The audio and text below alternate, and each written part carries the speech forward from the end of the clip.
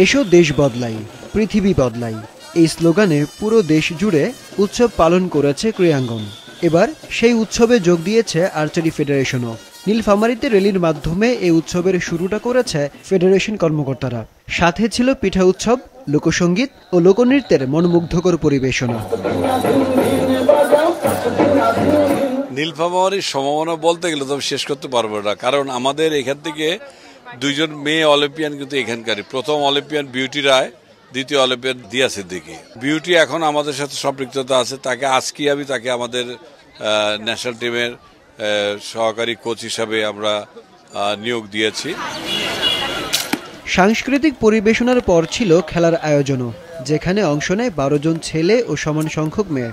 ছেলেদের বিভাগে স্বর্ণ জেতেন নীলফামারী সদর উপজেলার কাশেম আলী, আর মেয়েদের বিভাগে সেরা হন একই উপজেলার শিগরিতা রানী। আমাদের কাছে যে সহযোগিতাটা চাইবেন মূলত জমির বিষয়ে, তো সেটা যদি অফিসিয়ালি আমাদের কাছে আসে, আমরা খাস জমি বন্দোবস্ত যদি পাই তাহলে খাস জমি থেকে দিব, অথবা অ্যাকোয়ার করার যদি প্রপোজাল আসে সেটা আমরা অ্যাকোয়ার করে দেব।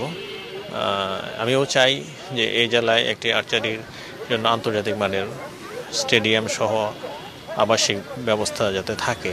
7টি ভেন্যুতে এই উৎসবের আয়োজন করেছে আর্চারি ফেডারেশন। পরবর্তী আয়োজন হবে 18ই জানুয়ারি ফরিদপুরে। সবশেষ 8ই ফেব্রুয়ারি আয়োজন হবে রাজধানী ঢাকার ঐতিহাসিক পল্টন ময়দানে।